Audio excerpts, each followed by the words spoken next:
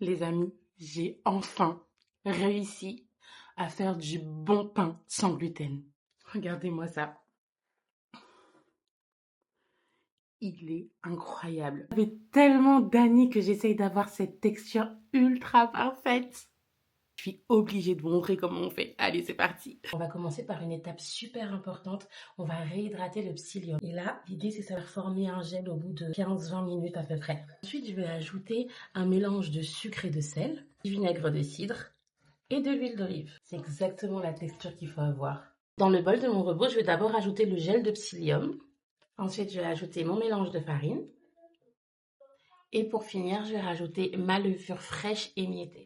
Après 5 minutes environ de pétrissage, j'obtiens cette magnifique pâte que je vais couvrir d'un torchon mouillé. Les amis, si j'ai réussi ce pain incroyable, c'est grâce à mon tout nouveau bébé. Je vous présente mon four vapeur. Et là, du coup, pour le pain, on va faire la première pousse à la vapeur douce. Donc là, c'est tout simple. J'ai rempli ma petite trappe d'eau. Donc là, ici, vous avez une trappe où vous mettez de l'eau pour pouvoir justement avoir cette action de vapeur. Tac, vapeur combinée. Et là, je vais venir mettre à 30 degrés.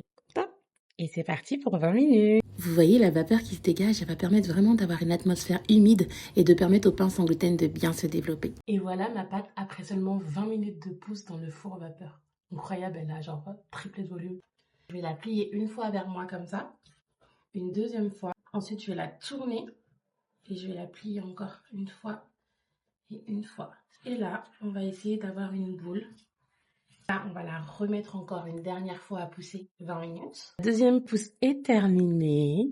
Oh là là, regardez-moi cette beauté! Et là, on va mettre direct le mode préchauffage rapide. Je vais insérer le pain. Tout à l'heure, beauté! Et voilà, mon pain est cuit. Il est tellement beau. C'est parti pour la découpe. Mais regardez-moi cette mie. Oh là là, je suis tellement fan. C'est exactement la texture que je voulais. Il est incroyable.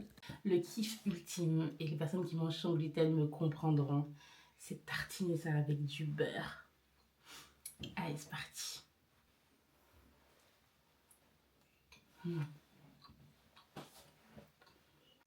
On dirait même pas qu'il est sans gluten. Il est tellement bon. Allez, je vous mets toute la recette en description et je vous invite à vous abonner pour plus de recettes.